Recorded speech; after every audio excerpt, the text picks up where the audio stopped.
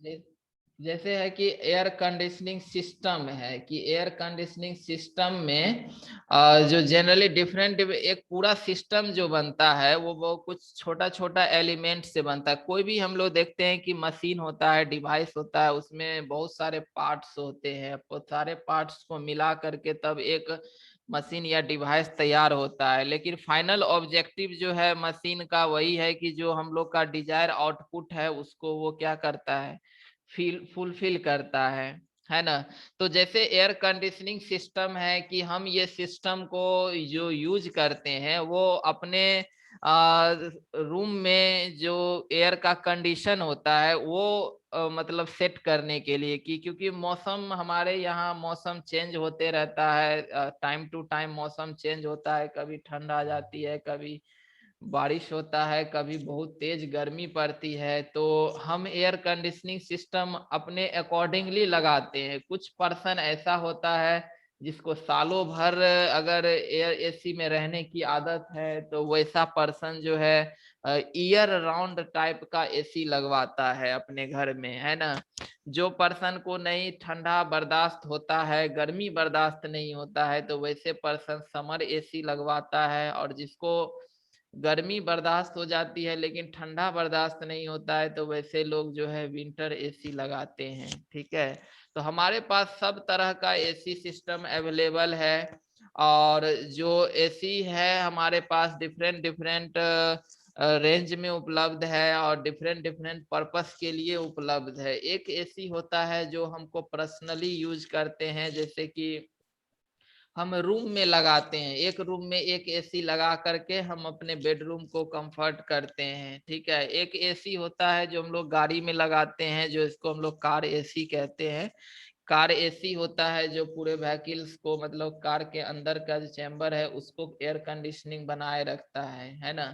कुछ एसी ऐसा होता है जो हॉस्पिटल्स में यूज होते हैं, जहाँ पर हॉस्पिटल में बड़ा बड़ा हॉस्पिटल है, नंबर ऑफ मतलब रूम्स वहाँ काफी ज्यादा है ना। मॉल हो गया, उसके बाद आपको हॉस्पिटल हो गया, कोई ऑडिटोरियम हॉल हो गया, या कोई भी ऐसा फंक्शन करने वाला चीज जहाँ पर एसी का यूज हम करते हैं, तो वहाँ हमारा पर्पस अलग होता है।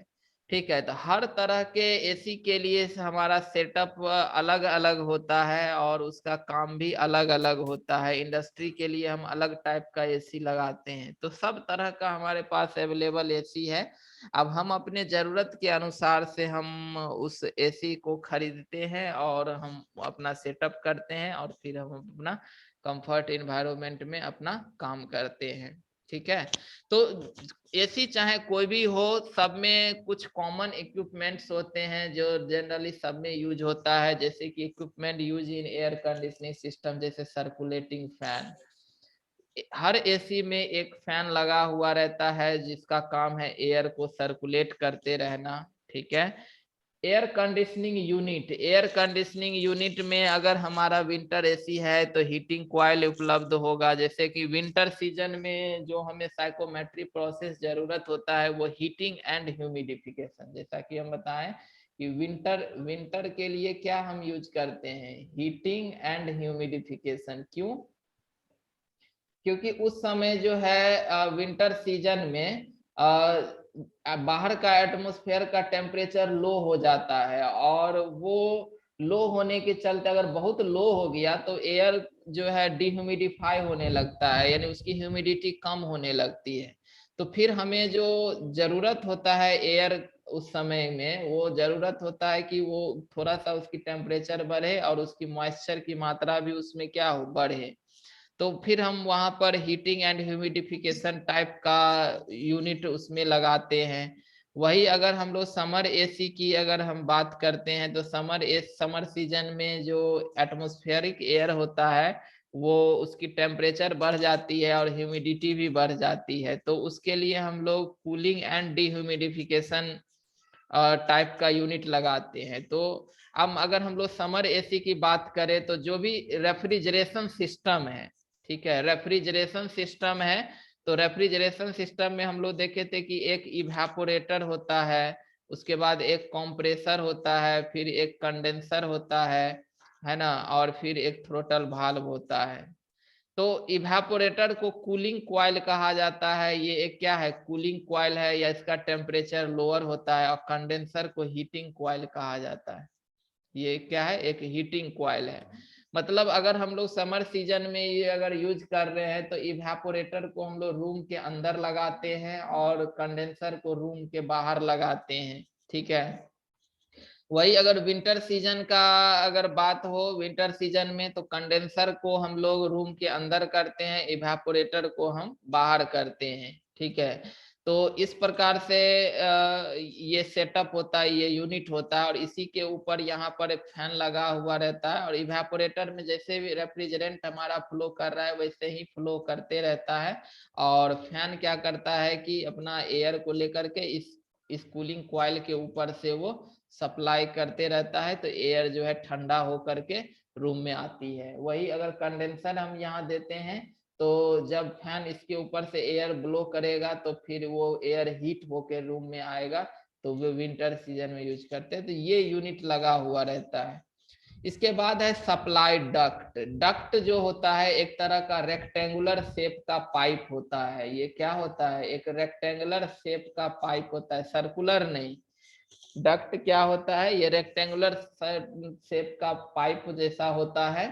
इसका इस्तेमाल हम लोग जो है एसी में जो भी कूल्ड एयर है उसको डिफरेंट डिफरेंट रूम तक पहुंचाने के लिए करते हैं। अब जैसे है कि मान लीजिए जनरली अगर हॉस्पिटल में जाते हैं या मॉल में जाते हैं तो अब मॉल में भी ढेर सारा रूम होता है, हॉल होता है, सीढ़ी होता है, लोग को घूमने के लिए स्पेस होता है। तो हर जगह हम यूनिट लगाएंगे, अगर अलग अलग एसी लगाएंगे हर रूम में तो बहुत खर्चा हमारा पड़ जाएगा।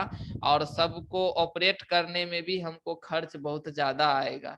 तो वैसे जगहों के लिए हम लोग क्या करते हैं, एक ही जगह पर उसके लिए जनरली यूज होता है सेंट्रल एसी। सेंट्रल एसी में होता क्या है कि एक बड़ा सा एसी यूनिट होता है जिसको हम लोग कहीं पर हॉस्पिटल के बाहर हम लोग यूनिट को बैठा देते हैं। ठीक है। ये पूरा सिस्टम हमारा मॉल या हॉस्पिटल के बाहर लगा हुआ रहता है सेटअप। और जो कूल एयर है उसको डक्ट के माध्यम से हम लोग यहाँ से डक्ट के माध्यम से डिफरेंट डिफरेंट रूम तक हम लोग यहाँ से क्या करते हैं, पहुंचा देते हैं। तो जो भी कूल्ड एयर है वो अपना, जैसे एक रूम यहाँ है, दूसरा रूम यहाँ है, तीसरा यहाँ है, चौथा रूम यहाँ है, इस तरह से और भी फ्लोर रूम का बना हुआ है।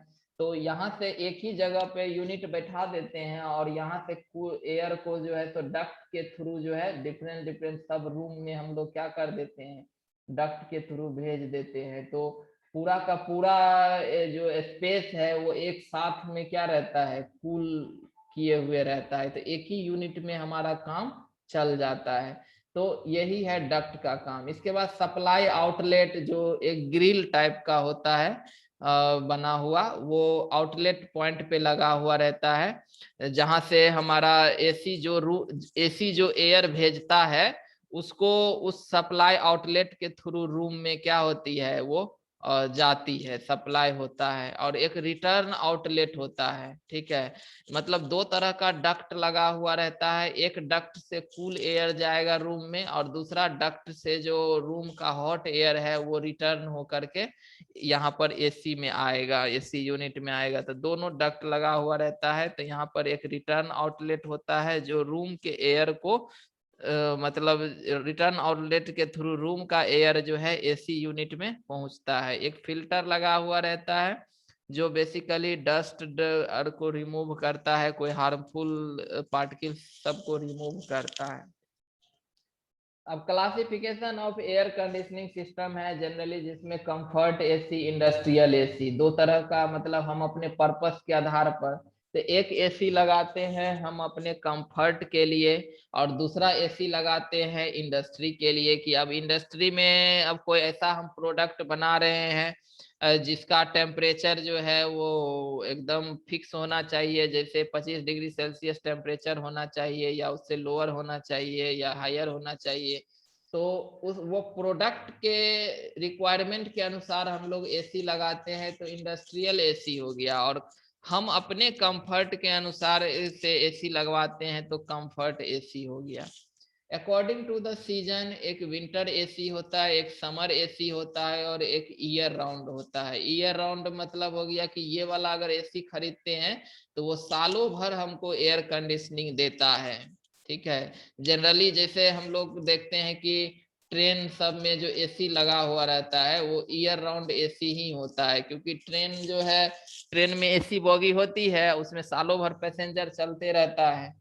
तो अब ये ऐसा तो नहीं है कि हम विंटर टाइम के लिए उसमें अलग एसी लगाएंगे, समर के लिए अलग एसी लगाएंगे, वो नहीं, ईयर राउंड ही लगा दिया। वही अपना विंटर आया तो विंटर वाला स्टार्ट कर दिया। ईयर राउंड में दोनों सेटअप होता है, जब विंटर है तो विंटर वाला स्टार्ट करके समर बंद कर दिया, समर वाला जब आया, समर आया तो विंटर बंद करके समर को स्टार्ट कर दिया। तो ईयर राउंड में दोनों होता है।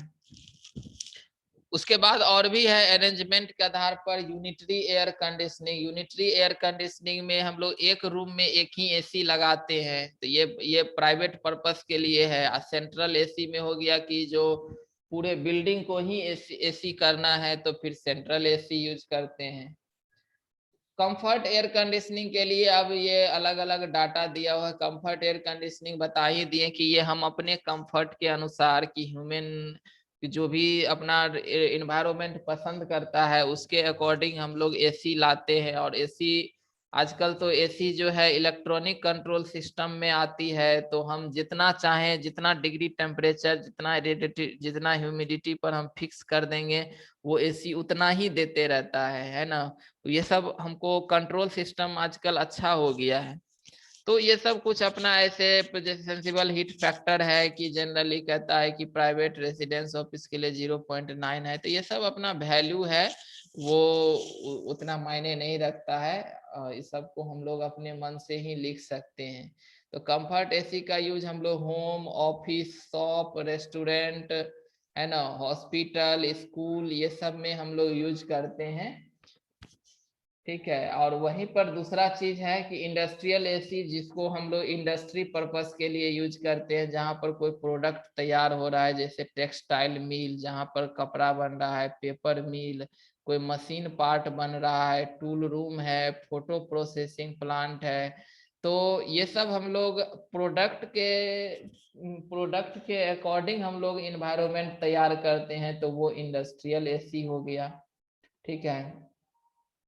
इसके बाद हम लोग आते हैं जैसे विंटर एसी कंडीशन। तो विंटर एसी कंडीशन का ये एक सेटअप है जहां पर ये एक डैम्पर लगा हुआ है। डैम्पर एक तरह का मतलब एयर के पासेज को देता है। ये डैम्पर को हम लोग यहाँ पर ऊपर और नीचे कर सकते हैं। ठीक है।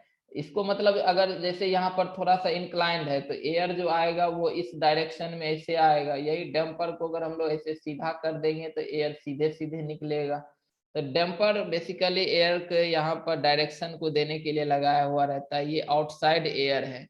ठीक है, जहां से ऑक्सीजन आएगा। ये हमारा कंडीशन स्पेस है जो रूम है। तो रूम का भी जैसे कि हम बताएं कि एयर कंडीशनिंग जो है कुछ रूम का एयर लेता है और कुछ बाहरी एयर लेता है, और दोनों को फिर मिक्स करके और फिर उसको कंडीशन करके वापस रूम में सप्लाई कर देता है। तो यहाँ पर वही रिसर्कुलेटेड एयर आया और आउटसाइड आया एयर आया, दोनों यहाँ पर मिक्स हो गया। और दोनों मिक्स होने के बाद सबसे पहले आगे में फिल्टर लगा हुआ रहता है, क्योंकि आउटसाइड से एयर आ रहा है तो उसके पास डस्ट होगा और भी कुछ हो सकता है, तो यहाँ पर फिल्टर में वो फिल्टर्ड हो जाती है। उसके बाद जैसे विंटर एसी में जो हम प्रोसेस डिजायर करते हैं वो प्रोसेस है हीटिंग एंड ह्यूमिडिफिकेशन। ठीक है, हीटिंग एंड ह्यूमिडिफिकेशन। तो यहाँ पर फिल्टर से पास करने के बाद एयर जो है वो एक प्री हीटर में जाता है। प्री हीटर क्या करती है, यहाँ पर एक हीटिंग कॉइल लगा हुआ रहता है जो जो उस एयर के टेम्परेचर को इंक्रीज करता है, बढ़ाता है। इसके बाद ये एयर जस्ट आगे आती है जहां पर ये ह्यूमिडिफायर लगा हुआ है। यहाँ पर वाटर जो है स्प्रे होगा, ह्यूमिडिफायर लगा हुआ है। ये यहाँ पर क्या करेगा, इस एयर में मॉइस्चर को ऐड करेगा। जितना पर हम इसको कंट्रोल कर देंगे उतनी अमाउंट में यहाँ पर मॉइस्चर का क्या होगा, एयर में एडिशन होगा। इसके बाद जो है फिर अपना यहाँ पर एक और रीहीट कॉइल लगा हुआ रहता है, जो यहाँ पर पहले से थोड़ा सा प्री हीट होके एयर आया है। यहाँ पर मॉइस्चर ऐड हुआ है, उसके बाद फिर रीहीट कॉइल में ये दोबारा फिर से सर्टेन टेम्परेचर जितना तक हम लोग फिक्स करते हैं, जो भी टेम्परेचर हम डिजायर करते हैं उस टेम्परेचर तक यहाँ पर गर्म होता है। और यहाँ आगे फैन लगा हुआ है, ये फैन इधर से अपना एयर को सक कर रहा है, तो एयर सक कर रहा है, तो ये एयर जो है इन सारे इक्विपमेंट के ऊपर से फ्लो करते हुए आ रहा है। तो इसी दौरान जो है ये हीटिंग एंड ह्यूमिडिफाई हो जाता है, और फिर फैन इसको वापस रूम में सप्लाई कर देता है। तो सप्लाई कर दिया तो यहाँ पर फिर ये क्या रह गया, कंडीशनड हो गया। सिमिलरली अगर हम लोग यहाँ पर अगर समर एसी की अगर हम लोग बात करें, ठीक है, यहाँ पर कट गया है। समर एसी में जो है कुछ है नहीं, यहाँ पर बस सेम प्रोसेस सेम होता है ना। यहाँ पर इसको हम मिटा देते हैं। अगर हम समर एसी की बात करें तो सारा सेटअप होता है वही चीज, यहाँ पर बस अंतर होता है क्या कि यहाँ पर हीटिंग के जगह यहाँ पर क्या होता है, कूलिंग कॉइल लगा हुआ रहता है। कूलिंग कॉइल लगा हुआ रहता है और ह्यूमिडिफायर के जगह डी लगा हुआ रहता है। तो कुछ नहीं होगा, सेम वही आउटसाइड एयर और रिसर्कुलेटेड एयर दोनों पहले फिल्टर से पास करेगा, फिर उसके बाद कूलिंग कॉइल पे जाएगा जहां उसकी टेम्परेचर ड्रॉप होगी, फिर आगे ये डिह्यूमिडिफायर पे जाएगा जो इसमें से मॉइस्चर को रिमूव करेगा, है ना, एयर के मॉइस्चर को रिमूव करेगा। और यहाँ पर एक सम्प लगा हुआ रहता है जिसमें जो भी मॉइस्चर रिमूव होगा तो वो कंडेंस करेगा, तो वो वाटर बनेगा। तो वाटर यहाँ अपना सम्प में क्या होता है, कलेक्ट होता है, ठीक है, एक जगह कलेक्ट होता है, बाद में इसको हम लोग वापस निकाल देते हैं। और इस तरह से कूलिंग कॉइल और डिह्यूमिडिफायर के ऊपर से पास करते हुए फिर फैन उसको क्या कर देता है, कंडीशन स्पेस में सप्लाई कर देता है। तो ये एक समर एसी का वर्किंग हो गया। उसी तरह ईयर राउंड एसी में क्या होता है कि ईयर राउंड एसी में दोनों चीज लगा हुआ रहता है, एक कूलिंग कॉइल भी लगा हुआ रहता है, ह्यूमिडिफायर लगा हुआ रहता है, हीटिंग कॉइल दोनों लगा हुआ रहता है। तो ईयर राउंड पूरे सालों भर यूज होता है। तो अगर हमारा समर सीजन आया है और हम लोग को सीजन अभी समर का चल रहा है, तो हम क्या करते हैं, यहाँ पर हीटिंग कॉइल को कट कर देते हैं, यानी हीटिंग कॉइल को बंद कर देते हैं, ठीक है। तो यहाँ पर एयर फिल्टर होके आएगा, अपना कूलिंग कॉइल और ह्यूमिडिफायर को भी कट कर देते हैं, ये दोनों को कट कर दिए, और ये अपना कूलिंग कॉइल के ऊपर से पास करता है। और कूलिंग कॉइल का ही टेम्परेचर जो है क्या है, काफी लोअर वैल्यू है, यानी कि ये कूलिंग कॉइल का टेम्परेचर जब डीपीटी ऑफ एयर के ड्यू पॉइंट टेम्परेचर से कम हो जाता है तो ये खुद ही यहाँ पर एयर में जो मौजूद मॉइस्चर है वो कंडेंस करने लगता है, यानी डिह्यूमिडिफाई होने लगता है। और यहाँ पर सम्प होता है जिसमें वाटर, ये जो भी डिह्यूमिडिफाई होकर के मॉइस्चर वाटर में कंडेंस किया है वो सम्प में कलेक्ट होते जाता है, ठीक है। तो फिर ये कूल एयर को फैन क्या कर देता है, यहाँ सप्लाई कर देता है।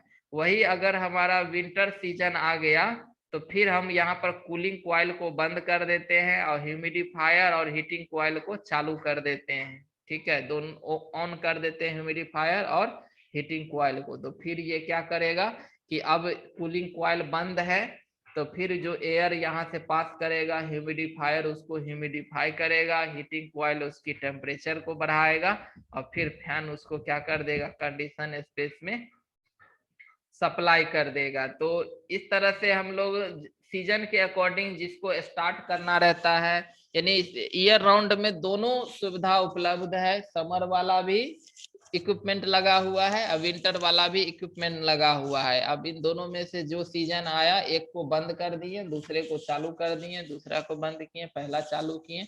तो इससे हमको सालों भर जो है हमें कंडीशनड एयर हमें मिलते रहता है। तो यही है हमारा ईयर राउंड एसी। उसके बाद है कि यूनिटरी एसी में जैसे हम बताएं कि ये दो तरह का, एक विंडो एसी होता है, एक स्प्लिट टाइप एसी होता है जो हम लोग पर्सनल यूज के लिए लगाते हैं, ठीक है। और सेंट्रल एसी हो गया जो पूरा पब्लिक के लिए हम लोग यूज करते हैं कि पूरे बिल्डिंग को एसी करना है, तो एक जगह हम लोग यूनिट बैठा देते हैं, बड़ा सा यूनिट, और उसमें जो भी, जैसे यहाँ पर पूरा बैठा दिए यूनिट और इसमें मतलब जो भी एयर है उस एयर को हम लोग डक्ट के माध्यम से सारे रूम में क्या कर दिए, पहुंचा दिए। और फिर दोनों डक्ट होता है, एक सप्लाई डक्ट एक रिटर्न डक्ट। तो सप्लाई डक्ट से कूल एयर जो है सारे रूम में जाएगा, और रिटर्न डक्ट से जो है रूम का हॉट एयर जो है वो वापस एसी में आएगा। तो ये है सेंट्रल एसी। तो इसी प्रकार से सारा एसी सिस्टम जो है वो वर्क करता है।